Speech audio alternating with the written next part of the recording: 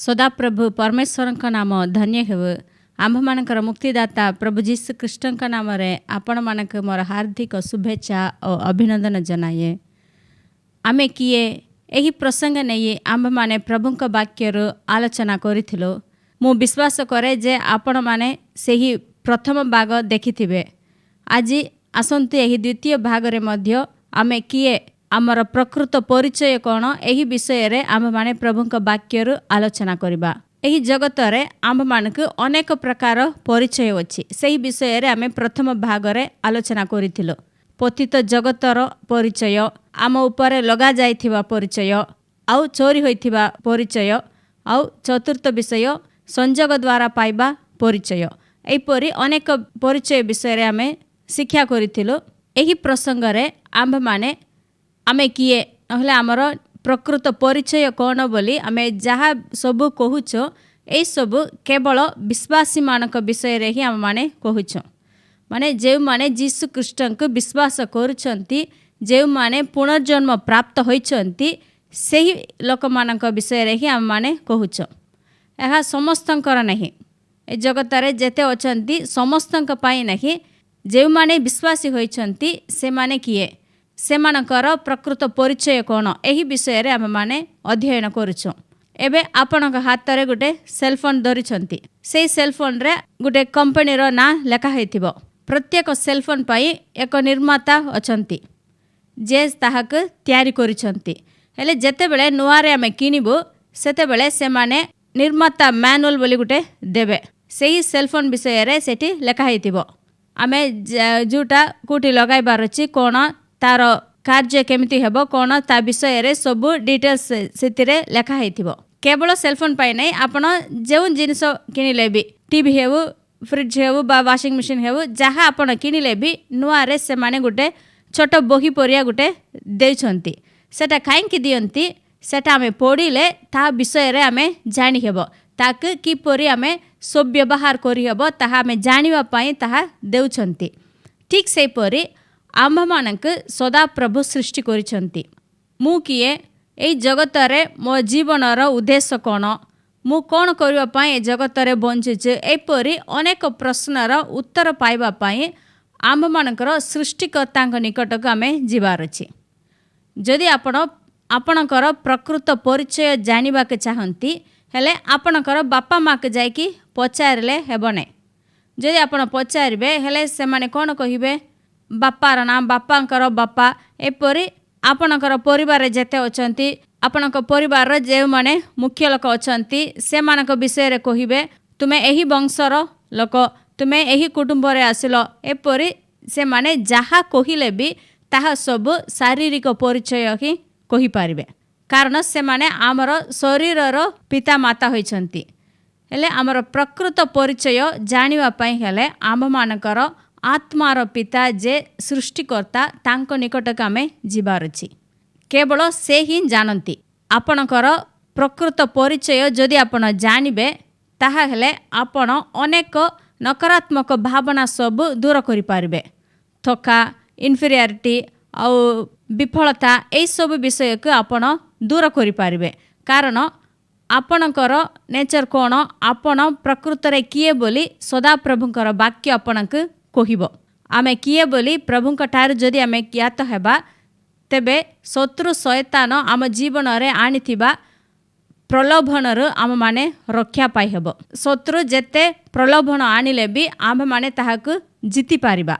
सदा प्रभु एक विशेष उद्देश्य पाई आम मानक सृष्टि करिछंती।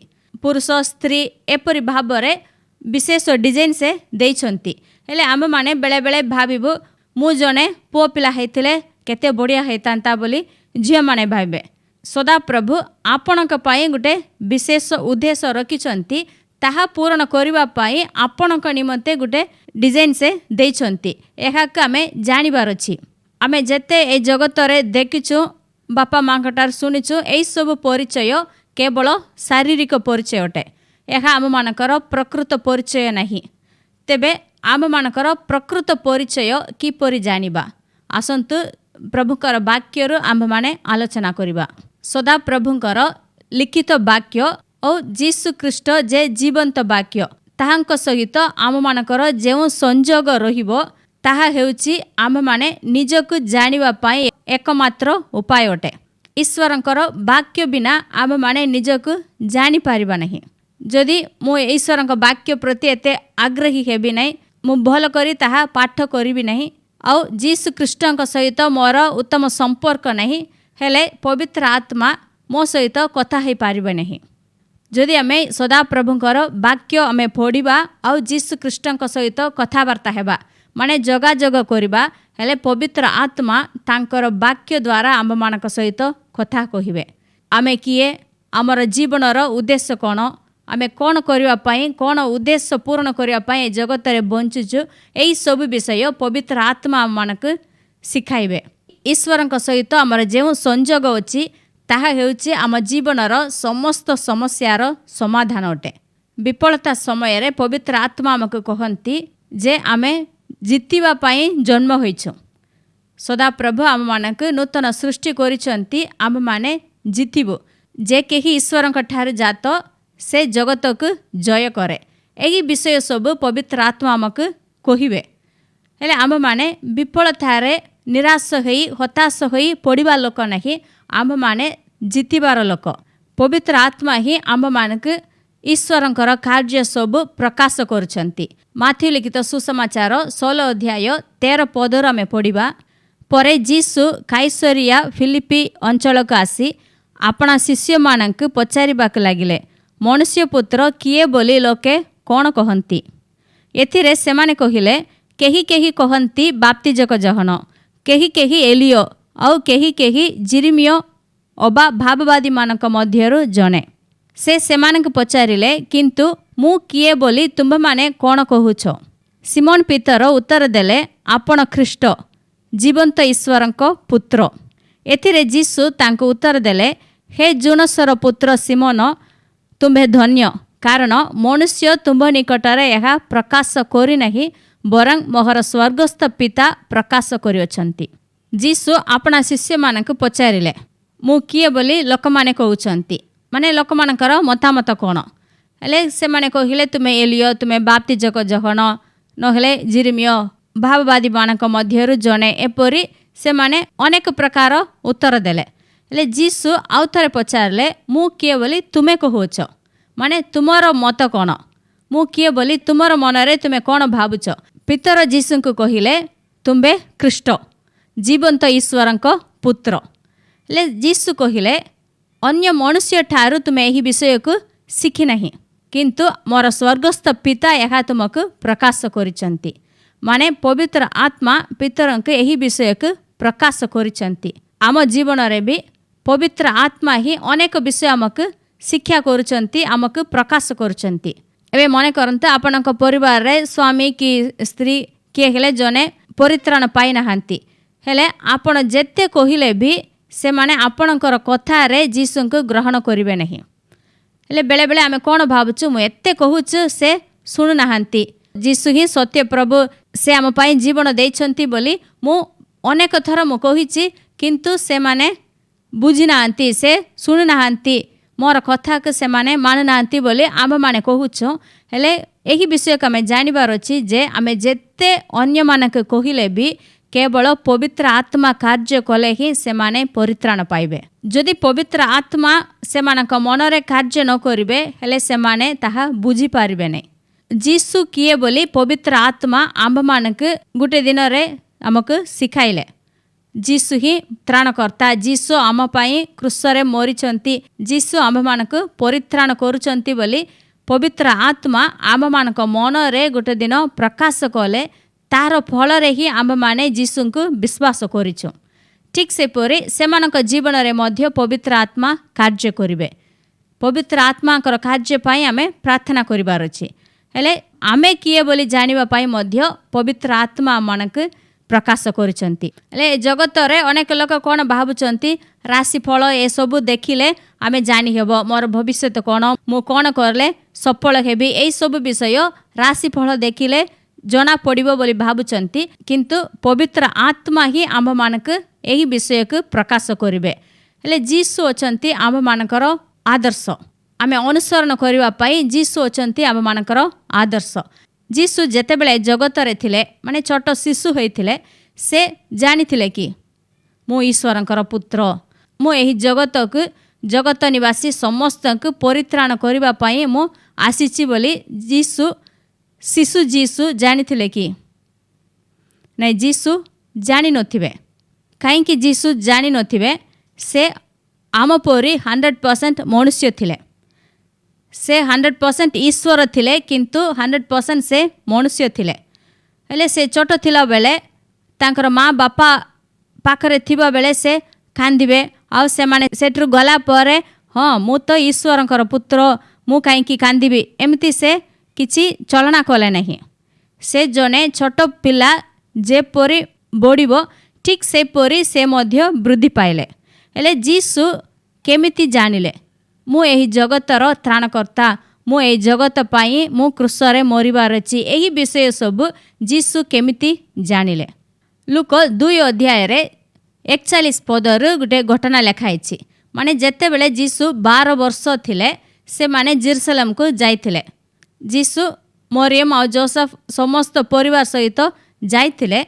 पर्व पालन करी समाप्त हैला परे निजर निजर गाँ के फेरुथिले। समस्ते गाँ के जाउचंती। जीसु जेरूसलेम रे रही गले किंतु तांकर माँ बापा यहा जानि नथिले पड़िबा, किंतु से सहयात्री मानक संगरे अछंती बोली मने करी से माने दिनकर बाट चली गले। पुनी आत्मीय और परिचित लोक मानक मध्यरे ताहांकर अन्वेषण करिबाक लागिले।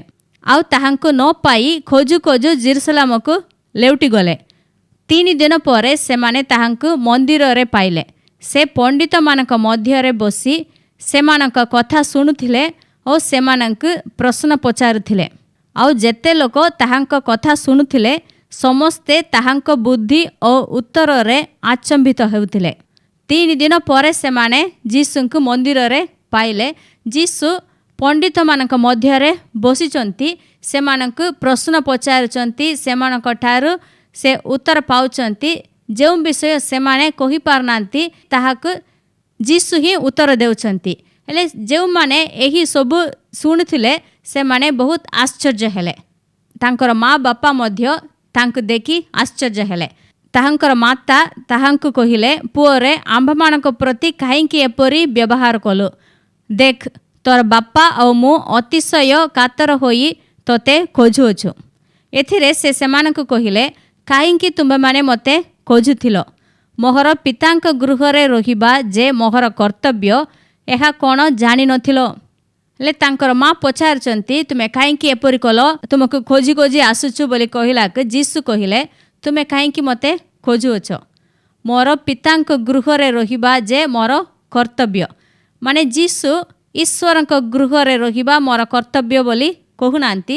जीसु एठारे कहउचंती मोहर पितांक गृहरे रहिबा मोर कर्तव्य। प्रत्येक जिहुदी परिवारर पिला माने मोसांकर पुस्तक सब से 5टी पुस्तक से माने पढ़िबे। जीसु जेते बेले सही मोसांकर पुस्तक सब पढ़िले सेते बेले से जानि पारिले पवित्र आत्मा तांक कहिले जे तुमे ईश्वरंकर मेष शावक। जो बलि पापार्थक बलि होम बलि सब विषय लेखाई से सब केवल छाया मात्र, किंतु ताहार ओरिजिनल माने तार प्रकृत बलि तुमे ओठ बोली पवित्र आत्मा जीसुंक प्रकाश कले। जीसु माँ बापांक ठारे यहा शिखिनांती। हेले जीसु जानि पारिले जे मु ए जगतक गोटे विशेष कार्य पाई मु आसीअछि। जोसेफ मोर पिता नहीं, मु ईश्वरंकर उद्देश्य पूर्ण करिवा पाई एही जगतक परित्राण करिवा पाई एक बलि स्वरूपे मु आसीअछि बोली जीसु जानि पारिले। हेले जीसु जेउ कथा कहिले ताहाकु से तांकर माँ बापा बुझिले नहीं। 51 पदरे लेखाई ताहांक माता एही सब कथा सावधान रूपे अपना हृदय रे रखिथिले। जीसु ईश्वरंकर पुत्र बोली तांकर माँ तांक सिखाइले नहीं। से थरे मध्य तुमे ईश्वरंक ठार आसीच, तुमे अन्य पिला मानक परी नहीं बोली से किछि कहिनांती। हेले मरियम और जोसेफंक जीसुंक परे अनेक पुओ झियो माने थिले। हुए तो से माने बेले बेले माँ बापांक ठारू माड़ खाइथिबे किंतु जीसु केबे माड़ खाइ नथिबे कारण जीसु माँ बापांकर कथा मानिले तांकर प्रिय पात्र होइथिबे। अन्य भाई भौणी माने पचारिथिबे तुमे काईकि ताकु मारिब नै केवल आम मानक मारिब कि बोली पचारिथिबे हेले तांकर माँ केबे मध्य से ईश्वरंकर पुत्र सेतिबाई मु ताकु मारिबे नै बोली से किछि कहि नथिबे। जेउ कथा जीसु कहिले ताहाकु से सावधान भावरे अपना हृदय रे रखिथिले कारण से जणे जानिचंती जीसु ईश्वरंकर पुत्र बोली किंतु जीसु तांकर माँ ठारू यह शिखिले नहीं पवित्र आत्मा तांकु प्रकाश करिसंती। जेतेबेले से पुरातन नियमर सब विषय पढ़िले से जानि पारिले जे एही प्रभुंकर वाक्य मो विषय रे लेखा हैछि।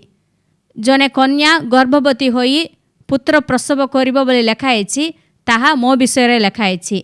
लेबीय पुस्तक रे जेउ बोली विषय रे लेखा हैछि से सब मो विषय रे ही लेखा हैछि।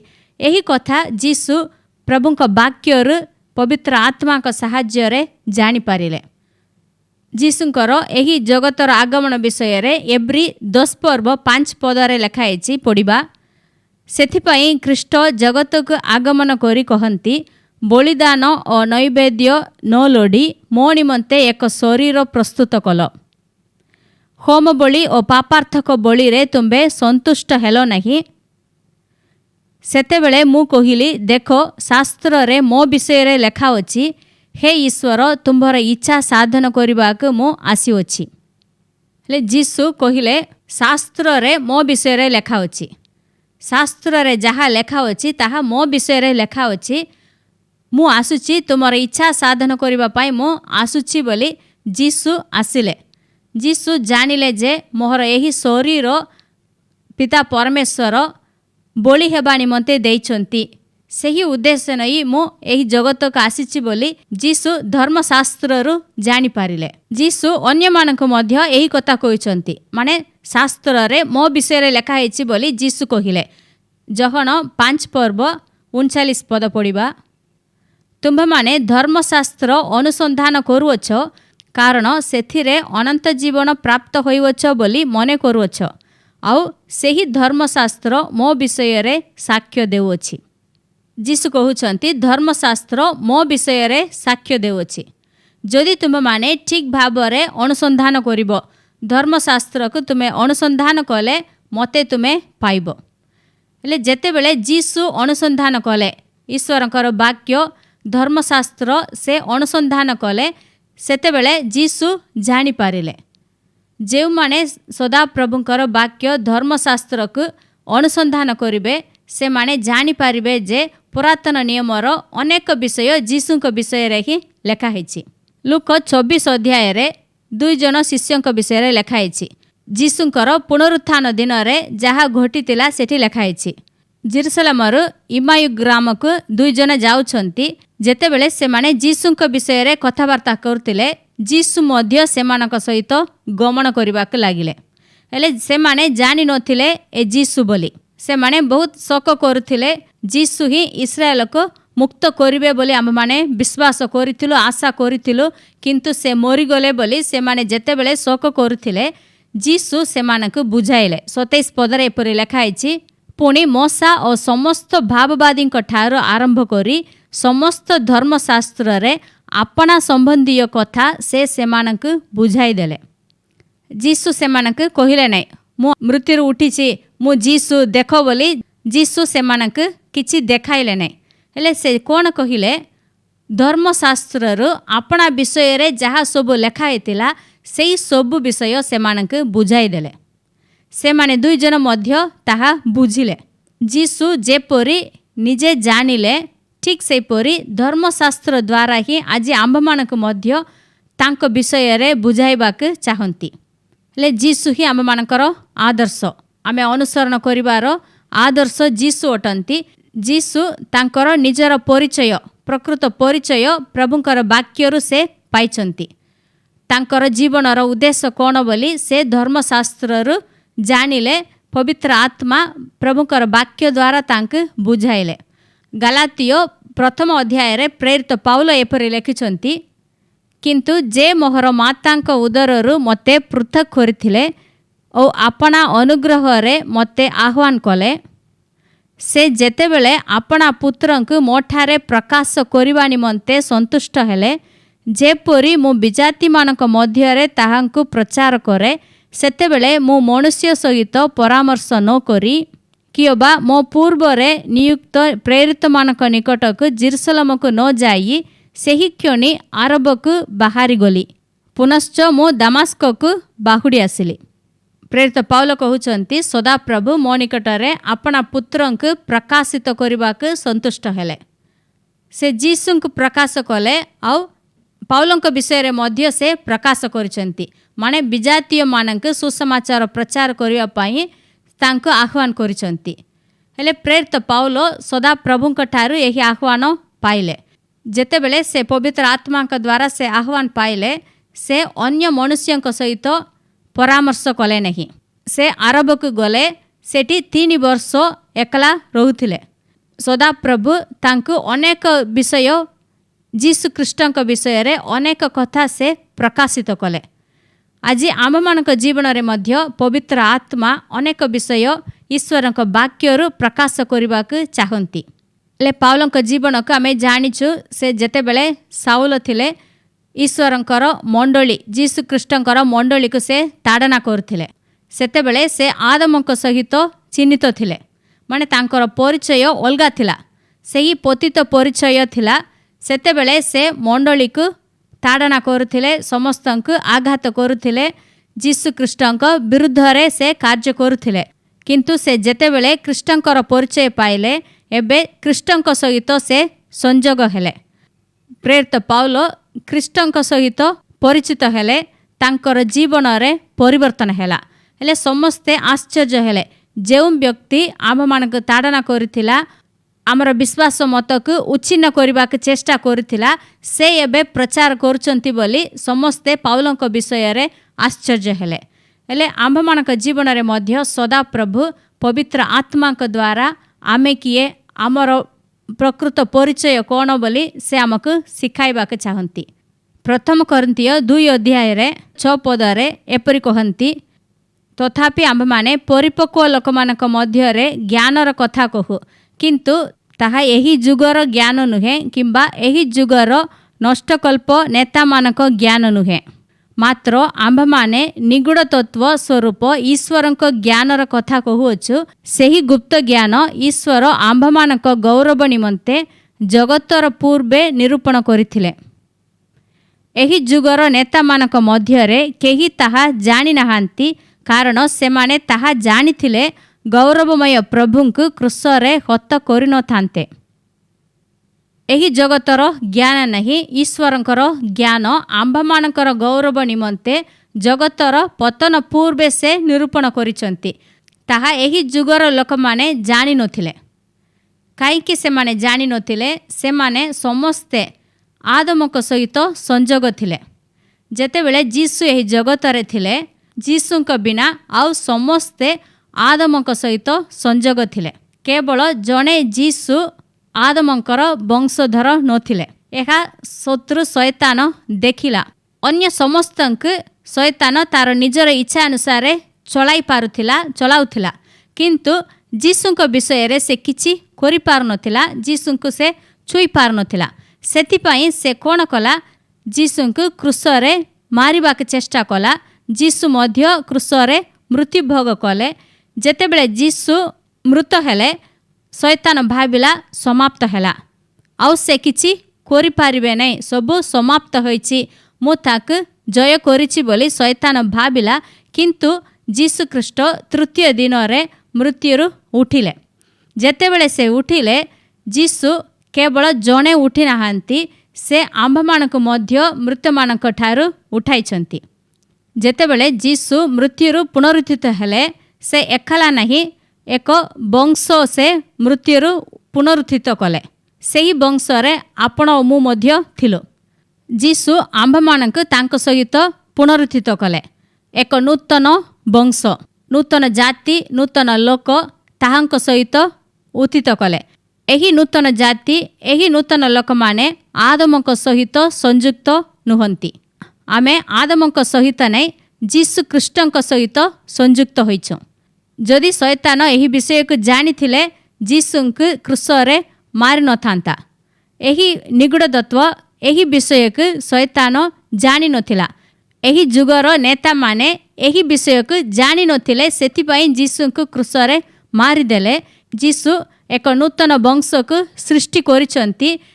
9 पदरे पर लेखा है, किंतु जेपरी लेखा होची चक्षु जहा देखी नहीं, कर्ण जहा सुनी नहीं, आउ मनुष्यर हृदय रे जहा जात होई नहीं, जे समस्त विषय ईश्वर अपना प्रेमकारी लोकमानक निमंते प्रस्तुत करियोछंती।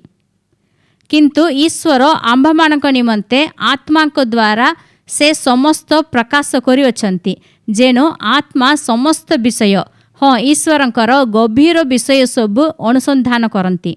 जो विषय सबु सदाप्रभु अपना प्रेमकारी मानक निमंते प्रस्तुत करिसंती ताहा आगरे केही जानि नथिले।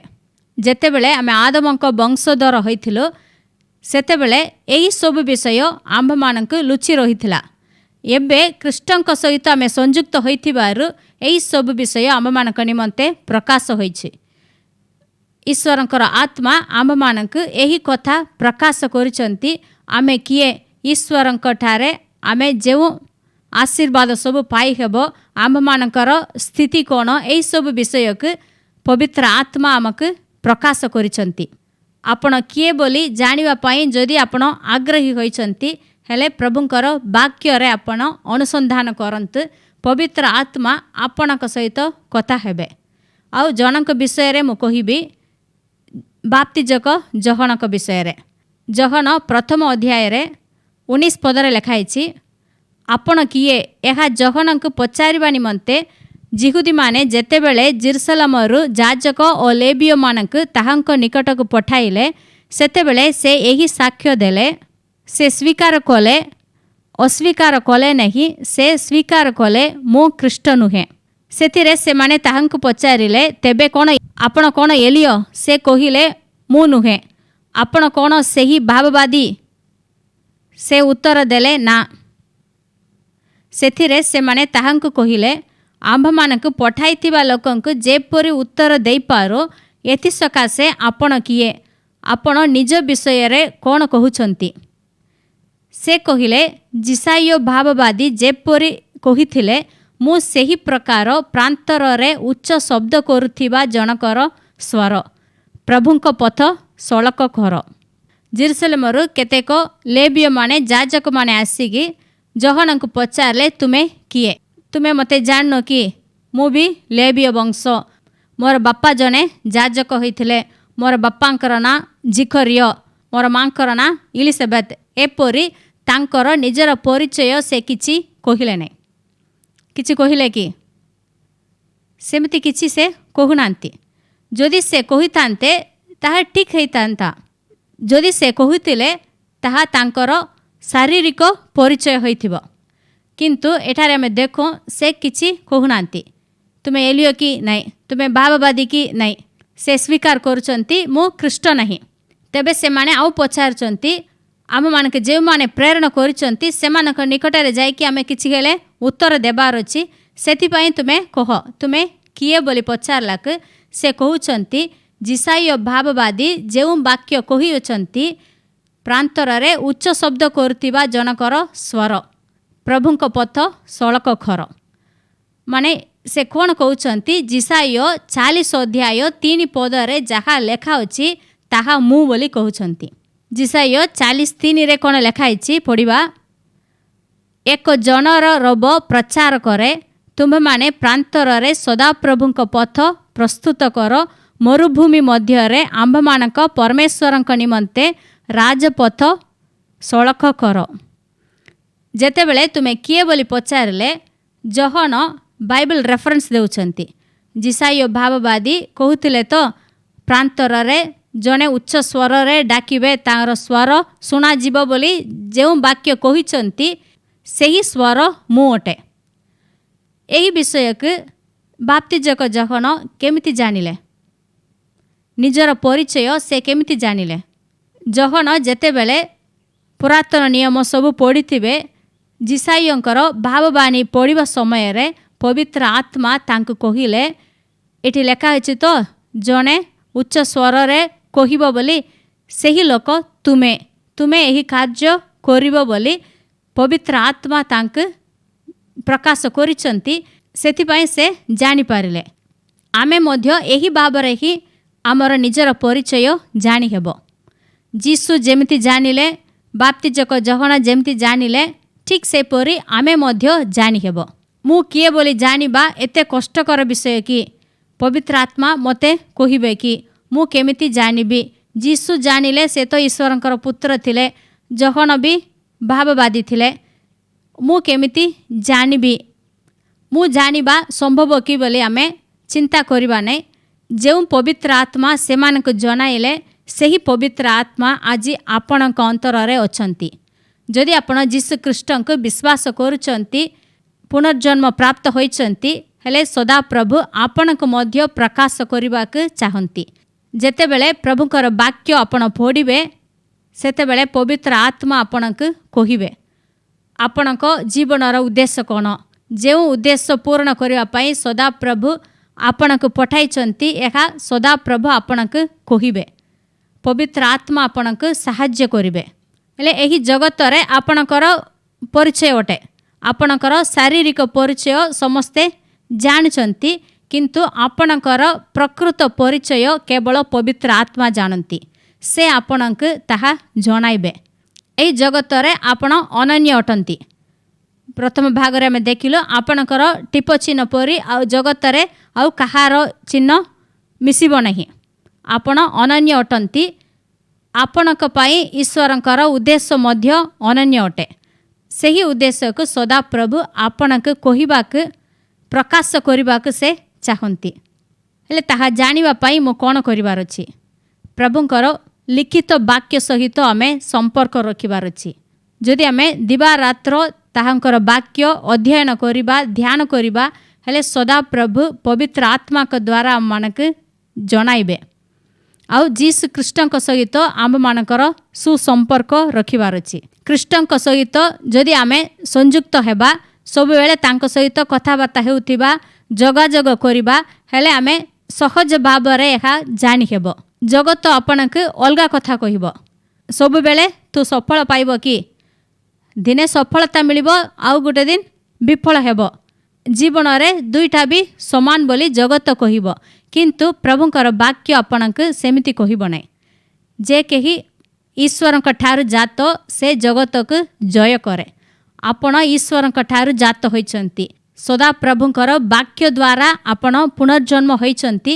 ସେଥିପାଇଁ ଆପଣ ଜଗତକୁ ଜୟ କରିପାରିବେ। ଆପଣଙ୍କର ପରିସ୍ଥିତିକୁ ଆପଣ ଜୟ କରିପାରିବେ। ଏହି ଜଗତ କହିବ, ସମସ୍ତଙ୍କୁ ତ ରୋଗ ହେଉଛି, ତୁମେ ବି ଗୋଟେ ଦିନ ରୋଗରେ ପଡ଼ିବ, ତୁମେ ମୃତ୍ୟୁ ହେବ। ଏହା ଜଗତ କହିବ। ହୁଏତ ଡାକ୍ତରମାନେ କହିବେ, ତୁମର ଶରୀରରେ ଏହି ରୋଗ ଅଛି, ତୁମେ ବଞ୍ଚିପାରିବ ନାହିଁ, ନହେଲେ ତୁମେ 10 ବର୍ଷ ବି ତୁମେ ରହିପାରିବ ନାହିଁ। ଏପରି ଡାକ୍ତରମାନେ ହୁଏତ ରିପୋର୍ଟ ଦେଇପାରିବେ, କିନ୍ତୁ ପ୍ରଭୁଙ୍କର ବାକ୍ୟ କହୁଛି, ତାହାଙ୍କର ପ୍ରହାରରେ ଆମ୍ଭମାନେ ସୁସ୍ଥ ହେଲୁ। ଯେତେବେଳେ ଆପଣ ପ୍ରଭୁଙ୍କର ବାକ୍ୟ ପଢ଼ିବେ, ହେଲେ ପବିତ୍ର ଆତ୍ମା ଆପଣଙ୍କୁ କହିବେ, ତୁମେ ଏବେ ମରିବ ନାହିଁ, ତୁମେ ଆଉ ବଞ୍ଚିବ। କାରଣ ଯୀଶୁ ତୁମ ପାଇଁ ରୋଗ ସବୁ ସେ ଧାରଣ କରିଛନ୍ତି। ଯୀଶୁଖ୍ରୀଷ୍ଟଙ୍କ ପ୍ରହାରରେ ତୁମେ ସୁସ୍ଥ ହୋଇଛ। ତୁମେ ଦୁର୍ବଳ ଲୋକ ନାହିଁ, ତୁମେ ବଳବାନ। ପ୍ରଭୁଙ୍କର ବାକ୍ୟ ଏହିପରି ଆପଣଙ୍କୁ କହିବ। ହେଲେ ଆମ୍ଭେମାନେ ଜଗତର ଜ୍ଞାନକୁ ଆମେ ନେବା ନାହିଁ। ଏହି ଜଗତର ଲୋକମାନଙ୍କୁ ଦେଖି ଆମ୍ଭେମାନେ ଗୋଟେ ଉଦ୍ଦେଶ୍ୟ ନେଇକି ଆମେ ଯିବା ନାହିଁ। ସଦାପ୍ରଭୁ ଆପଣଙ୍କ ନିମନ୍ତେ ଉଦ୍ଦେଶ୍ୟ ରଖିଛନ୍ତି। ଆପଣଙ୍କ ପାଇଁ ସେ ଯେଉଁ ଯୋଜନା କରିଛନ୍ତି, ତାହା ଆପଣଙ୍କୁ ପ୍ରକାଶ କରିବାକୁ ସେ ଚାହାନ୍ତି। ପବିତ୍ର ଆତ୍ମା ଆପଣଙ୍କୁ ପ୍ରକାଶ କରିବାକୁ ଚାହାନ୍ତି। ସେଥିପାଇଁ ଆପଣଙ୍କର ପରିଚୟ, ପ୍ରକୃତ ପରିଚୟ ଜାଣିବା ବହୁତ କଷ୍ଟ ନାହିଁ। ସଦାପ୍ରଭୁ ଆପଣଙ୍କୁ ପ୍ରକାଶ କରିବାକୁ ସେ ଇଚ୍ଛୁକ ଅଟନ୍ତି। ପ୍ରଭୁଙ୍କର ବାକ୍ୟରୁ ଆପଣ ପାଇପାରିବେ। ହୁଏତ ଆପଣଙ୍କର ଶାରୀରିକ ପରିଚୟରେ କେତୋଟି ବିଷୟରେ ଆପଣ କମ୍ ଥାଇପାରନ୍ତି। ମୁଁ ଆଉ ଟିକେ ଉଞ୍ଚା ହେଇଥିଲେ ବଢ଼ିଆ ହେଇଥାନ୍ତା, ମୁଁ ଆଉ ଟିକେ ଗୋରି ହେଇଥିଲେ ଭଲ ହେଇଥାନ୍ତା। ଏପରି ଆମେ ଅନେକ ବିଷୟ ନେଇ ଆମେ ଚିନ୍ତା କରୁଛୁ, किंतु एही शारीरिक परिचय पाई आपण चिंता करंतु नहीं। आपण सदा प्रभुंकर संतान होइचंती। ईश्वरंकर डीएनए आपणक ठारे अछि। सेथिपाई आपण एही जगत को आपणकर एही परिस्थिति को जीति पारिबे। आपण कृष्णक ठारे अछंती। आपण नूतन सृष्टि होइचंती। जीसु कृष्णकर मृत्यु और पुनरुत्थान द्वारा आपण नूतन जाति होइचंती। आपण सदा प्रभुंकर मनोनीत लोक। प्रभुंकर वाक्य आपणक विषय रे एहा ही कहूछि। आपण मनोनीत लोक, ईश्वरंकर पवित्र जाति, तांकर विशेष लोक। सेथिपाई आसंतु प्रभुंको धन्यवाद देबा। आम्भ मानकर परिचय प्रभुंक वाक्य आमे पाइबा। आसंतु प्रार्थना करिबा। हे आम मानकर दयालु पिता परमेश्वर, तुमर पवित्र महानामर धन्यवाद देउछु बापा। आम्भ मानकर मुक्तिदाता प्रभु जीसु कृष्णक नाम तुम निकटक में आसीवछु। प्रभु आम्भ मानक तुमे जो वाक्य सब देइवछ, एही वाक्य पाई तुमको धन्यवाद देउछु बापा। प्रभु आम्भ मानक तुमरी संतान करिवछ। एही जगत रे प्रभु आम्भ मानक निमंते तुमे उत्तम उद्देश्य रखिवछ। प्रभु ताहा पूर्ण करिवा पाई आम्भ मानक तुमे मनोनीत करिवछ। सेति पाई तुमको धन्यवाद देउछु बापा। प्रभु जे माने वाक्य सुनिचंती, मो सहित प्रार्थना करचंती, प्रत्येकंकु तुमे आशीर्वाद करो। प्रभु से माने साधारण लोक नुहंती। प्रभु आदमक सहित से माने संयुक्त नुहंती। प्रभु कृष्णक द्वारा से माने नूतन सृष्टि होइचंती। आम्भ माने कृष्णक सहित संयुक्त होइछु। सेति पाई तुमको धन्यवाद देउछु बापा। प्रभु एही जगतर पतित परिचय नहीं प्रभु, कृष्णक सहित आम मानक तुमे परिचय देइवछ। सेति पाई तुमको धन्यवाद देउछु बापा। प्रभु आम्भ माने एबे कृष्णक सहित चिन्हित होछु। प्रभु आम्भ मानकर जीवनर उद्देश्य को प्रभु पवित्र आत्मा आम मानक प्रकाश करिसंती। सेति पाई तुमको धन्यवाद देउछु बापा। प्रभु तुमर प्रेमकारी मानक निमंते तुमे अनेक आशीर्वाद विषय सब तुमे प्रस्तुत करिवछ। सेही सब विषय आम मानक पवित्र आत्मा प्रकाश करिसंती। प्रभु जीसु कृष्णकर कल्वरी क्रूस द्वारा आमे सेही सब पाइवछु। सेति पाई तुमको धन्यवाद देउछु बापा। बाप्तिजक जखन प्रेरित पाउल समस्ते जेपरी प्रभु पवित्र आत्मा के द्वारा सही ज्ञान पाइथिले, ठीक सेपरी प्रभु आम्भ मानक मध्य तुमे ज्ञान दियो। प्रभु तुमरी उद्देश्य को आमे जेपरी जानी पारिबु, ताहा आमे सफल करि पारिबु। सेतिपा आमनक तुमे दया करो प्रभु, तुमे आशीर्वाद करो प्रभु। ए जगतर समस्त विषय को जय करिवा पाई आम्भ मानक सहित तुमे अछ। सेतिपाई तुमको धन्यवाद देउछु बापा।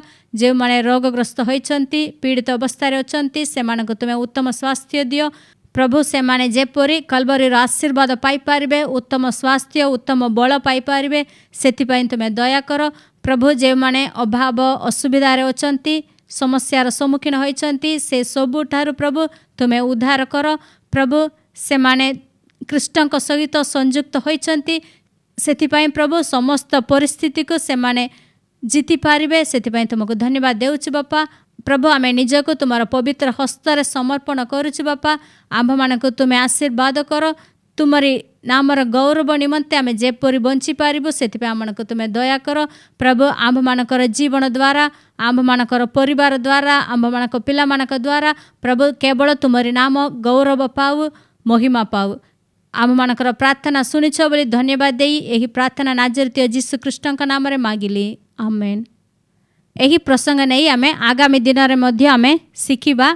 जदि आपण एही वार्ता द्वारा आशीर्वाद पाइछंती, तेबे आपणकर बंधु एवं संपर्क मानक एहा शेयर करंतु। Thank you.